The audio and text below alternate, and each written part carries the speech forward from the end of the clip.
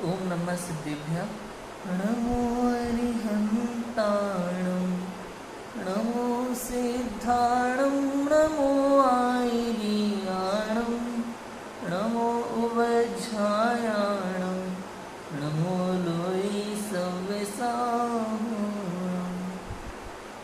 लक्ष्मीनिवासनिलयं विलीनविलयं निधाय हरिवीरम् आत्मानुशासनमहं वक्षे मोक्षाय भाव्यानाम्। आचार्य गुणभद्र स्वामी द्वारा विरचित यह आत्मानुशासन ग्रंथ है। श्लोक नंबर 214 हमने देखा था। कषायों के अधीन होने वालों का उपहास बनाया गया इस श्लोक में। आगे साधर्मियों के प्रति ईर्ष्या के त्याग की प्रेरणा दी जाती है। साधर्मी जी यदि हमसे थोड़ा सा आगे निकल जाए तो उन्हें देख के ईर्ष्या का भाव हमें नहीं होना चाहिए।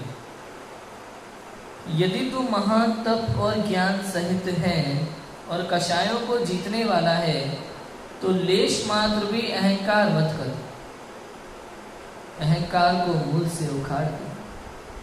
ऐसी शिक्षा श्री गुरु शिष्य को आगामी छंद में देते हैं। पढ़ते हैं। इसमें अगला छंद है। उद्युक्तस्त्वं तपस्यधिकमभिभवं त्वामगच्छन् कषाया प्राभ्रद्बोधोऽप्यगाधो जलमिव जलधि किं तु द्रोणक्षेमन्ये निर्व्यूढेऽपि प्रवाहे सलिलमिव मनाग्निं निदेशेषु वश्यं मात्सर्यं ते स्वतुल्ये भवति परमशां दुर्जयं तज्जहि। तप करने को हुआ उद्यमी, किया कषायों का अपमान, हुआ विशाल ज्ञान जल निधि सम अल्प दोष से रहा जान। यदि प्रवाह जल सूखी तो भी रही अल्प जल गूढ़ हो, कर्मवशात स्वतुल्य जनों में दुर्जन यह मात्सर्य कछु। क्या कहते हैं कि तू तप का उद्यम कर रहा है, कषाय तेरे द्वारा अति अपमानित हुई हैं, तूने कषायों को जीत लिया है और तुझमें समुद्र में भरे हुए अगाध जल के समान अगाध ज्ञान भरा हुआ है। फिर भी हम तुझे शिक्षा देते हैं। क्या शिक्षा देते हैं कि इस बात को अन्य लोग नहीं जानते कि इस दोष को बहुत कम लोग छोड़ पाते हैं। जिस प्रकार जल के प्रवाह में थोड़ा जल निश्चित रूप से भूमि के अंदर छिपा रहता है, इसलिए लोगों को नहीं दिखता, उसी प्रकार कर्मोदय वशात अपने से बराबरी वालों के प्रति अदेखस का अर्थात दूसरे को नहीं देख सकता, ऐसा ईर्ष्या भाव भरा होता है जिसे शास्त्र में मात्सर्य कहते हैं। इसे जीतना अत्यंत कठिन है। बहुत सिंपल सी बात है भाई। कहते हैं आचार्य देव कि भाई तूने तप किया, पूरे भाव से तप किया, कषायों को जीता, आत्मानुभव किया, किंतु फिर भी कर्मोदय के कारण से अंदर में तेरे कुछ इस तरह के भाव रहते हैं जो जिन्हें तू पहचान नहीं पाता, समझ ही नहीं पाता, किंतु होता है। इसलिए उसे समझने की शिक्षा दी आचार्य ने। यहाँ ईर्ष्या का जो भाव है बहुत ही अलग भाव है। ईर्ष्या एक ऐसा विकार है, व्यक्ति उसे आसानी से समझ नहीं पाता, जान नहीं पाता कि ये मुझ में है। बात समझ में आ रही? देख दूसरों की बढ़ती को कभी ना ईर्ष्या भाव धरो। अज्ञानी जीव तो करता ही तरह तरह से, धन आदि देख करके, पढ़ाई में इंटेलिजेंट है, टैलेंटेड है, फलाना ढिकाना, ईर्ष्या भाव करता है। लोग उसकी तारीफ करते तो ईर्ष्या भाव करता है। बड़े भाई की कोई ज़्यादा तारीफ करता है, छोटे भाई की ज़्यादा तारीफ करता है तो उससे ईर्ष्या का भाव करने लगता है। ये सारे भाव अज्ञानी जीवों के पास पाए जाते हैं। किंतु ज्ञानी जीव, वहाँ भी ईर्ष्या भाव होता है। कर्मोदय के पश्चात थोड़ा सा ईर्ष्या भाव उनमें होता है। दूसरे ज्ञानी को देख करके ये मुझसे ज्यादा तपस्वी है, इतने समय तक ध्यान में लीन रहा, ऐसा देख देख खुद नहीं कर पा रहा, लेकिन दूसरे को देख करके ईर्ष्या भाव होता है। ऐसा होता है, बहुत सारे जीवों में ईर्ष्या भाव पाया जाता है। वो समझ नहीं पाता कि वो क्या कर रहा है उस समय, लेकिन ईर्ष्या करता है। तो आचार्य बस इतना कहते हैं कि इस मात्सर्य के भाव को तो छोड़ दे। अदेकस का भाव अर्थात देख नहीं सकता उसे, ऐसा भाव अपने से आगे बढ़ता हुआ, उसे लगता है कि मैं ज्ञानी हूँ, मैं ज़्यादा तपस्वी हूँ, कोई मुझसे आगे कैसे निकल जाए। तो ऐसा भी ईर्ष्या भाव होता है। बताओ, तो इसे जीतना है, और इसे जीतना कठिन है थोड़ा, ऐसा कहते हैं आचार्य। जल के प्रवाह में थोड़ा जल निश्चित रूप से भूमि के अंदर छिपा रहता है। वही नहर वगैरह होती है ना, नदी होती है, जल का प्रवाह रहता है, तो जमीन के अंदर भी थोड़ा जल होता है। नहीं तो सूखी जमीन हो और पानी गिरे तो जमीन सोख लेती है उसको, और जो बहता पानी है ना, उसकी जमीन गीली होती है पूरी, जमीन के अंदर उसमें पानी रहता है, तो छिपा हुआ पानी। ऐसे ही ऊपर से परिणाम भले कितने ही निर्मल दिखे, अंदर में ईर्ष्या का भाव छुपा होता है, कहीं ना कहीं, कहीं ना कहीं। दूसरे तपस्वी जीव को देखकर तपस्वी भी ईर्ष्या भाव करता है, भले उसकी क्वालिटी बहुत हल्की हो, लेकिन होता है। बात समझ में आई? भले पानी की लकीर बराबर ईर्ष्या भाव होता है, लेकिन होता है। मुनिराजों को भी ऐसा होता है, तो ऐसा हो जाता है। यदि तो तपस्वी है, मंद कषाई है, गंभीर चित्त है, तो मत्सर अर्थात अधिकस का भाव छोड़ दे। अपने बराबरी वालों से और अपने से अधिक लोगों से ईर्ष्या मत कर, ये बहुत बड़ा दोष है, इसे तू सर्वथा छोड़ दे। क्या है ना, हमें अपने ऊपर भार लेकर नहीं चलना है, कभी भी सहज रहना सीखना चाहिए। सहज, सामने वाला क्या कर रहा है, इसमें क्या, इससे हमें समस्या क्या है, वो ज्ञानी हो जाए, खूब पढ़े, खूब लिखे, खूब तरक्की करे, खूब तपस्या करे, खूब आत्म साधना करे, आगे बढ़ जाए, तू क्यों परेशान हो रहा है? तू तो सहज रहना, सहजता में ही तो सुख है। इतना नहीं समझ पाया तो सहज रहो और आनंद लो। आज वो अगर 2 दिन पहले मोक्ष चल जाएगा तो कोई समस्या है क्या? 2 दिन बाद भी उतना ही आनंद आता है। समझ में आई बात? ऐसी बहुत लोगों को जल्दी होती है, बहुत जल्दबाजी होती है आगे बढ़ने की। आप कभी देखना, प्रक्षाल होता है ना, अभिषेक होता है, कुछ महिलाएं आती हैं, तो अपन प्रक्षाल करें, उनको गंधोदक लेने की इतनी जल्दी होती है, कुछ नहीं यहीं बैठे रहना है उनको, लेकिन गंधोदक लेने की इतनी जल्दी होती है उन्हें कि प्रतिमा रखिए, गंधोदक के प्रक्षाल के कपड़े रखें, कुछ छू जाए कर जाए, उन्हें कोई परवाह नहीं है। धोती दुपट्टे पहने हुए लोग खड़े हैं, छू जाए कोई परवाह नहीं है उन्हें। गंधोदक इतनी जल्दी लेनी होते ही जैसे थोड़ी देर बाद वो गंधोदक अपवित्र हो जाएगा, फिर हाथ में वो लेने योग्य नहीं रहेगा, ऐसा लगता है उन्हें। हाँ भाई, प्रक्षाल हुआ है, वो गंधोदक वो कटोरे में भर के वही रख दिया जाता है, थोड़ी देर बाद ले लोगे तो क्या हो जाएगा? पूजा खत्म करके ले लेना, अपवित्र हो जाएगा क्या? नहीं, लेकिन तुरंत टूट पड़ेंगी। वहाँ धोती दुपट्टे पहने लोग खड़े, उन्हें दूसरी प्रतिमाओं का भी अभिषेक करना है, प्रक्षाल करना है, वो छू जाएंगे, अशुद्ध हो जाएंगे, इस बात की परवाह नहीं करती है महिलाएं। जल्दी जल्दी चाहिए, तुरंत भाई गंधोदक दे दो हमें। वो प्रक्षाल कर रहा है, उसको प्रतिमा पोषने नहीं देंगी, पहले गंधोदक दे दो हमें हाथ में। अरे थोड़ी देर 5 मिनट वेट ही कर लो, नहीं होता, जल्दीबाजी रहती है ना। ऐसे इधर कह रहे हैं ईर्ष्या, भाई 2 दिन मोक्ष पहले चला जाए कोई व्यक्ति तो समस्या क्या है? जल्दी, मुझसे ज़्यादा तपस्वी कैसे हो गया? वहाँ ही रहता है। बात समझ में आ गई? ऐसा नहीं होना चाहिए। यदि तो तपस्वी है, मंद कषाई है, गंभीर चित्त है, मत्सर अर्थात अधिकस का भाव छोड़ दे। अपने बराबरी वालों से और अपने से अधिक लोगों से ईर्ष्या मत कर ईर्ष्या। देख दूसरों की बढ़ती को कभी ना ईर्ष्या भाव दो। इसमें सब लगा लो, धन ज्ञान इत्यादि, तपस्तप इत्यादि सब लगा लो। दूसरों की बढ़ती को ईर्ष्या भाव हमें नहीं करना चाहिए। सबकी अपनी अपनी सामर्थ्य होती है और अपनी सामर्थ्य के अनुसार ही हमें कार्य करना चाहिए। ईर्ष्या भाव नहीं करना चाहिए। भाई जो भी हो रहा है उसके कर्मोदय के अनुसार हो रहा है, उसके जीव, उस जीव का परिणमन, हमारा परिणमन अपने कर्मोदय के अनुसार हो रहा है, तो ईर्ष्या का भाव हमें नहीं करना चाहिए। कोई कहता है, प्रश्न पूछता है कि इन कषायों से जीव को क्या नुकसान है? ये जो कषाय आप कह रहे हैं, कषायों को छोड़ दो, मन के द्वारा कषायों को जीत पहले, कषायों से नुकसान क्या है? तो कहते हैं उत्तर, छोटा सा एक लाइन का उत्तर, काम क्रोध आदि का उदय होना ही जीव की हानि है। भाई कषाय ही जीव की हानि है और कुछ नहीं है। इसी के कारण से जीव दुखी है। कषाय के कारण से कर्म बंधन होता है, कर्म उदय में आता है तो सुखी दुखी होता है। ये कषाय ही मेन है, इनको छोड़ दे तो काम हो जाएगा। देखो क्रोध से होने वाली हानि बताते हैं अगले श्लोक में। आगामी छंद में इस बात को दृढ़ करते हुए क्रोध के उदय से होने वाली हानि बताते हैं। देखो पढ़ते हैं। चित्तस्थमापि नवबुद्धि हरिण जाड्यात् क्रोधभावहि किमपि दग्धमनङ्ग बुद्ध्याम् घोरामवापसहितेन कृतामवस्थाम् क्रोधोदयात् भवति कस्य न कार्यहानि।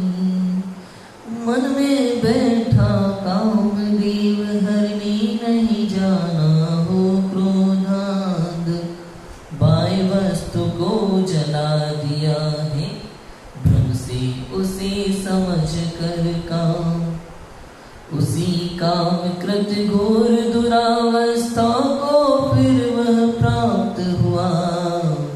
क्रोधोदय से जग में जिसके नहीं कार्य का रास हुआ। क्या कहते हैं? देखो काम तो मन में उत्पन्न होता है, बाहर नहीं, परंतु कोई किसी बाह्य वस्तु को काम समझकर उसे क्रोध से भस्म कर दे तो काम तो नहीं मरा, वह स्वयं के योग से सरागी हुआ। काम की घोर वेदना से, अतः क्रोध के उदय से किसका काम नहीं बिगड़ता। समझ में आई कि नहीं आई बात? नहीं आई? कहते हैं देखो काम तो मन में उत्पन्न होता है। कहाँ उत्पन्न होता है काम? मन में उत्पन्न होता है। काम का भाव निकल पाता है मन में, बाहर नहीं होता। परंतु कोई किसी बाह्य वस्तु को काम समझकर उसे क्रोध से भस्म कर दे तो काम तो नहीं मरा, वह स्वयं काम के योग से सरागी हुआ और काम की घोर वेदना सही। अतः क्रोध के उदय से किसका काम नहीं बिगड़ता। भाई देखो बाहर की वस्तु में निमित्त हो सकती है, लेकिन उसके कारण से काम उत्पन्न होता है। कारण एक हो सकता है, लेकिन हम उसी को सारा दोष दे दें, निमित्त पे आरोप लगाते हैं ना। लेकिन काम तो किसका है? उपादान का है ना। कर्ता तो उपादान है, आरोप आता है निमित्त पे तो केवल। निमित्त कारण है, वो बात बराबर है। अगर वो कारण नहीं होता तो मुनिराजों के सामने स्त्रियां नृत्य करती है, उसे मुनिराजों पर उपसर्ग नहीं कहा जाता तत्वन योग के शास्त्रों में। कारण है बराबर से। अन्यथा ये शास्त्रों में वस्त्र इत्यादि पहनना, सुगंधित चीज़ें न लगाना, ब्रह्मचारी जीव के लिए जो चीज़ें बताई हैं वो ना करना, फोटो वगैरह नहीं देखना, ये सब चीज़ें नहीं आती, ऐसा नहीं होता तो। लेकिन यहाँ तो क्या कहते हैं कि काम तो मन में उत्पन्न होता है, बाहर की किसी वस्तु से उसका कोई लेना देना नहीं है। ऐसे तो बाहर की चीज़ को भस्म समझ कर दे और सोचे काम से मैं रहित हो गया, तो ऐसा नहीं है। सूरदास ने क्या किया था मालूम है? क्या किया था सूरदास ने? अपनी दोनों आंखें फोड़ ली थी। समझ में? दोनों आंखें फोड़ ली थी। उसे लगा देखूंगा नहीं तो भाभी नहीं आएंगे। ऐसा होता है क्या? मन में तो आता है, बार बार वो भाव तो होते हैं मन में। ऐसे शंकर जी की कथा आती है भस्म करने वाली। महादेव द्वारा काम को भस्म किए जाने की घटना हिंदू पुराणों में आती है। समझ में आया? कामदेव की बात, भस्म करने की बात आती है। ये घटना है, मुझे पूरी तरह से घटना का स्मरण नहीं है, लेकिन महादेव द्वारा कामदेव को काम को भस्म करने की घटना है वहाँ। लेकिन खुद ही दुखी होते हैं।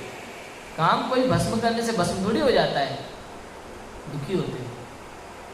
और ये सब जो देवी देवता हैं इधर, ये तो सब काम पीड़ित है, बहुत ज़्यादा काम से पीड़ित है। ब्रह्मा विष्णु में सब के सब। समझ में आया? तो ऐसे कोई काम का अंत नहीं होता। क्रोध करने से, गुस्सा करके आप उसको भस्म करो अपना तीसरा नेत्र खोल करके तो कहते हैं कि क्रोध के उदय से तो काम बिगड़ेगा तुम्हारा खुद का। क्रोध के उदय से किसका काम नहीं बिगड़ता? खुद का ही काम बिगड़ेगा इससे। तो काम को ऐसे भस्म करने से नहीं होगा। सूरदास की तरह आंखें फोड़ लो और सोचो कि भैया देखेंगे नहीं तो कुछ नहीं होगा, तो ऐसा भी नहीं है। मन को जीता जाता है। मन को जीतो, इंद्रियों को जीतो, दूसरे पे आरोप मत लगाओ। कोई भी काम हो भैया संसार में, काम भाव ही नहीं, कार्य ले लो, कोई भी अपने सांसारिक कार्य ले लो, अपना काम आप खुद करो। अगर कोई समस्या है तो आप खुद सॉल्व करो, दूसरे पे आरोप मत लगाओ, इसकी वजह से हो रहा है, इसकी वजह से हो रहा है, इसकी वजह। दूसरे से क्यों कहना? हमारी कमी कहाँ है, हमें अपनी कमी देखना चाहिए। यदि अपनी कमी हमने देख ली, उसे पूरा कर लिया, तो फिर समस्या खत्म हो जाएगी, दुखी नहीं होंगे। इस बात का हमें ध्यान रखना चाहिए। भावार्थ पढ़ते हैं। क्रोध के उदय से सभी कार्य बिगड़ जाते हैं। किसी ने किसी अन्य बाह्य पदार्थ को काम समझकर भस्म कर दिया, परंतु काम तो नहीं मरा और वह क्रोधी काम से पीड़ित होता रहा। किसी ने, उसमें वो आ गए अन्य मत की कथा। क्रोध के उदय से सभी काम बिगड़ जाते हैं, क्रोध से जीव की हानि होती है, स्वयं की ये बता रहे हैं आप। किसी ने किसी अन्य बाह्य पदार्थ को काम समझकर भस्म कर दिया, परंतु काम तो नहीं मरा, वो क्रोधी काम से ही पीड़ित रहता है। तो दूसरी चीजों को भी लगा लेना, बहुत सारे काम। क्रोध में किसकी हानि नहीं होती बताओ? कोई भी काम हो। वो सांप नेवले वाली कहानी याद है? नहीं पता। एक अम्मा जी थी, माँ जी, उनके घर में एक छोटा सा बालक था। उनके घर में उन्होंने नेवला पाल रखा था। उसको पानी भरने के लिए जाना था और नेवले को बालक की रखवाली के लिए छोड़ गई कि बालक का ध्यान रखना। नेवला अच्छा था, पालतू था, उनके घर का सदस्य जैसा था उनके घर का। छोड़ गई बालक को। अब उधर से निकल के आ गया सांप, बालक को डसने के लिए जा रहा था। नेवले ने देखा तो नेवले और सांप का बैर तो सबको पता है, नेवले को तो मजा आ गया, लड़ने का मौका मिल गया। नेवले ने सांप के टुकड़े टुकड़े कर डाले। वहीं पे पूरी जमीन खून से लथपथ, नेवले के मुख में खून लगा हुआ था। इस महायुद्ध को जीतने के बाद में नेवला प्रसन्न होकर अपनी मालकिन को सूचना देने जा रहा था। तो पानी भरते हुए जब मालकिन आ रही थी, उसने जैसे ही नेवले को देखा, उसके मुंह में खून लगा हुआ है, उसके हाथ से मटका टूट गया पानी का। और उसने सोचा इस नेवले ने मेरे बेटे को मार डाला, खा लिया। नेवले को उसने बहुत मारा कि एक तेरे भरोसे छोड़ गई थी और तूने ही खा लिया, रक्षा की भक्षक बन गया। इस तरह से उसको बहुत मार के उसकी जान ले ली नेवले की, उसने भाई ने। और जब अंदर जाकर के देखा तो सांप के टुकड़े टुकड़े पड़े थे, पूरी धरती खून से लथपथ थी और बालक तो झूले में खेल रहा था। तो क्रोध से किसकी हानि नहीं होती? बिना विचारे कोई भी काम बहुत बेकार होता है। उसने क्रोध में आकर के नेवले को मार दिया, विचार तक नहीं किया कि भाई पहले देख तो लूं बालक ठीक है कि नहीं। उसने तो सोच लिया निमित्त देख करके कि मुंह में खून लगा हुआ है, यही था पास में बालक के, इसी ने मारा हुआ, वरना खून किसका है ये उसने नहीं सोचा। तो ऐसा होता है, कोई भी चीज में लगा लेना। हम नॉर्मली घटनाओं में, हमारे साथ ऐसी कैसी घटनाएं होती है, बाद में पछताना पड़ता है। बाद में कह देते हम अब पछताए होत का जब चिड़िया चुग गई खेत। बताओ कितना कुछ होता है ना, बोल देते हैं कुछ भी जो मन में आता है, बिना समझे बिना सोचे, पूरी स्थिति का जायजा नहीं लेते, सामने वाले को बोलने का मौका नहीं देते, गुस्सा हो जाते हैं जरा सी बात पे। होता है कि नहीं होता? नाराज हो जाएंगे, गुस्सा हो जाएंगे, लड़ेंगे भिड़ेंगे, सामने वाले को अपनी बात कहने का मौका भी नहीं देना। ये सब होता है जीवन में, ये सब गुस्सा है, ये क्रोध है। क्रोध के कारण से ऐसा होता है। और इस क्रोध से जीव की सदैव स्वयं की हानि होती है, दूसरे की नहीं। हठी बालक की कहानी पढ़ी है ना बाल बोध में। हठी बालक, गुड्डू एक लड्डू को पाकर रोने लगा कोने में जाकर, मेरा लड्डू छोटा भाई, बड़ा मिले तो खाऊं भाई। हाँ? बिच्छू ने काट खाया ना, भूखा भी रहा, बिच्छू ने काट भी खाया। ये जिद्दी, ये सब क्रोध की परिणाम है ये सब एक तरह से। तो ऐसा होता है, ये कषाय से जीव की स्वयं की हानि होती है, किसी और की नहीं, ऐसा बताते हैं। अभी क्रोध पढ़ा, अब मान पढ़ते हैं। देखो मान से होने वाली हानि पढ़ते हैं। 217 नंबर का श्लोक है। क्रम विहाय निज दक्षिण बाहु संस्थम यत् प्राव्रजन्नु तदेव सतेन मुञ्चे क्लेशं तमां किल बाहुबलि चिराय मानो मनागपिहतिं महति करोति दक्षिण भुज स्थित चक्र छोड़कर तप के द्वारा मुक्त हुए अल्पमान करता महती क्षति बाहुबली चिरकृष्ण हुए। देखो क्या कहते हैं, बाहुबली ने अपने दाहिने हाथ में आए हुए चक्र को छोड़कर जिन दीक्षा धारण की, तब करके संसार अवस्था से मुक्ति प्रदान की, किंतु कुछ संजुलन मान का उदय शेष रहा जिससे उन्हें 1 वर्ष तक केवल ज्ञान नहीं हुआ। उन्होंने महाकाय क्लेश किया तो भी मान नष्ट हुए बिना मुक्त नहीं हुए। ये तुच्छ मात्र मान भी बहुत बड़ी हानि करता है, इसलिए मान त्यागने योग्य है। यह तुच्छ मात्र मान भी बहुत बड़ी हानि करता है, इसलिए मान त्यागने योग्य है। यह जीव तन धन रूप यौवन राज लक्ष्मी आदि का गर्व करता है, परंतु ये तो सब क्षणभंगुर है। आत्मा तो निश्चय से सिद्ध समान है, 3 लोक का आभूषण है, अतः उक्त पदार्थों का क्या मान करना। भाई बाहुबली भगवान का उदाहरण दिया है।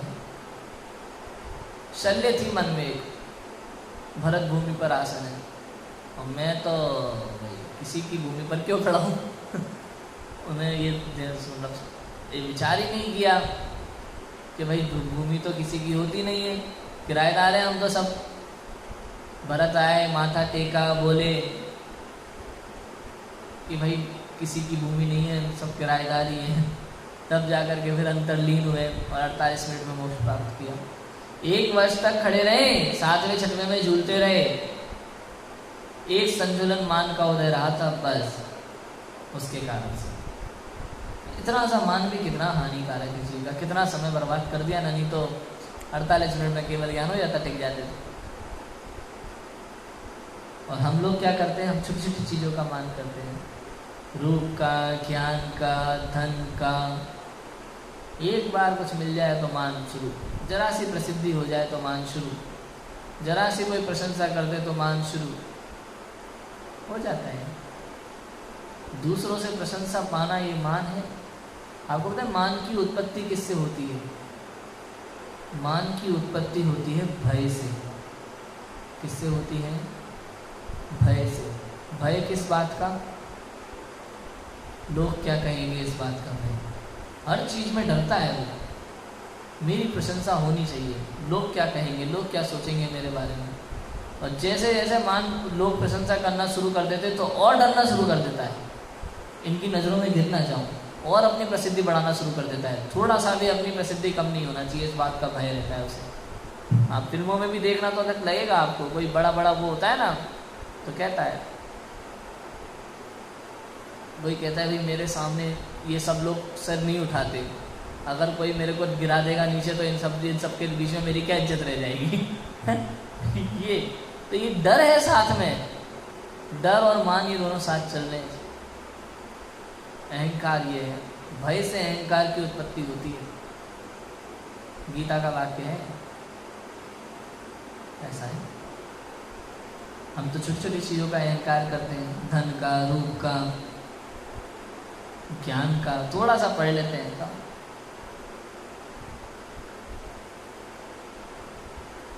ज्ञान का मान नहीं होना चाहिए, लेकिन मान का ज्ञान होना चाहिए हमें। मान है कि नहीं उसका ज्ञान होना चाहिए, लेकिन ज्ञान का मान बहुत हानिकारक है। लक्ष्मी आदि का, हम तो बड़े राजा हैं, राजकुमार हैं, हम तो हमारे ठाट बाट ऊंचे, हम तो बड़े लोग हैं, छोटे लोगों की क्या योग्यता हमारे सामने। हाँ, ये अहंकार, अपने से अपने आगे किसी को नहीं गिनना, ये अहंकार। थोड़ा सा ज़्यादा सीख गए फिर दूसरे आदमी को पागल समझना, ये अहंकार है। सीधी बात पता है, अहंकार माने अपनी प्रशंसा खुद करना भी अहंकार नहीं होता, दूसरे को नीचा दिखाने का भाव अहंकार होता है। आप ऊंचा बनो, इससे कोई फर्क नहीं पड़ता, किंतु दूसरे को नीचा करने का भाव है ना, ये अहंकार है। अहंकार में व्यक्ति दूसरे को झुकाना चाहता है।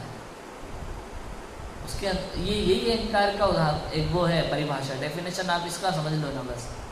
जहाँ दूसरे को झुकाने का भाव है। ऊंचा उठने में आप कितना ऊंचा उठते हैं कैसे, उससे मतलब नहीं है, लेकिन अहंकार में क्या आता है, दूसरे को नीचा दिखाने का भाव। जहाँ आपने किसी और को छोटा समझा वहाँ अहंकार है। इस बात को समझना है। अपने को बड़ा मानना अहंकार नहीं है, दूसरे को छोटा मानना अहंकार है। ये बात ध्यान रखना बस, इतनी सी बात है। आत्मा तो निश्चय से सिद्ध समान है, 3 लोक का आभूषण है, अतः उक्त पदार्थों का क्या मान करना। अगर अपने को बड़ा मानना अहंकार होता ना, तो आप परमात्मा नहीं कहते स्वयं को, हूँ परमात्मा, जो ये कहना भूल जाते। भाई मैं ही परमात्मा हूँ, मुझसे बड़ा इस संसार में कुछ नहीं, मैं ही सुख दुख का करता हूँ, मेरा मैं ही हूँ जो हूँ मेरे लिए, तो इससे बड़ा कुछ नहीं। ये अहंकार नहीं है, ये तत्व की बात है, ये सच बात है, ये त्रिकाल सत्य है, मूल बात है। लेकिन जहाँ आपने ये बात लगा दी कि मैं ही परमात्मा हूँ किंतु संसार का अन्य कोई परमात्मा नहीं है ये हो गया अहंकार, ये हो गई तत्व में भूल। क्योंकि यहाँ तो कहते हैं कि प्रत्येक आत्मा परमात्मा है, प्रत्येक आत्मा में परमात्मा बनने की शक्ति है। अपने आप को तू परमात्मा मानता है, ये अच्छी बात है, बड़े से बड़ा बन, ऊंचा से ऊंचा बन, ऊंचा से ऊंचा सोच, अपने लिए कोई दिक्कत नहीं है। दूसरे को तू हल्का समझ रहा है, दूसरे में तुझे परमात्मा नहीं दिख रहा ना, ये अहंकार है। बात समझ में आई? इतनी सी बात है। दूसरे को नीचा मत दे, अपने को ऊंचा देखने में कोई तब समस्या नहीं है, लेकिन दूसरे को नीचा देखना ये अहंकार है, और इससे स्वयं को ही हानि होती है। निश्चित से तू सिद्ध समान है, 3 लोक का आभूषण है, अतः उक्त पदार्थों का क्या मान करना। बाहुबली का कितना समय बर्बाद हो गया ना मान के चक्कर में, जरा से संज्वलन मान की कषाय की वजह से इतना समय उसका बर्बाद हो गया। मान हमें स्वयं ही, कोई भी कषाय हो, उससे हानि सिर्फ हमारी ही होती है। भाई गर्म कोयला उठा करके आप दूसरे को मारोगे तो मारोगे, हाथ तो पहले अपना जलेगा, ये होता है। इसलिए कषाय स्वयं को पहले जलाती है, दूसरे को बाद में। मान ही मोक्ष की प्राप्ति में विघ्न करने वाला है। बाहुबली जैसे तपस्वी, बलवान और विवेकी भी सूक्ष्म संज्वलन मान के उदय से 1 वर्ष तक केवल ज्ञान नहीं पा सके। मान की कणिका नष्ट होने पर उन्हें केवल ज्ञान प्राप्त हुआ। इतनी बात अभी चली है। मान के त्याग की प्रेरणा कल देंगे 218 नंबर के श्लोक में हम पढ़ेंगे। अभी की बात को ओम नमः।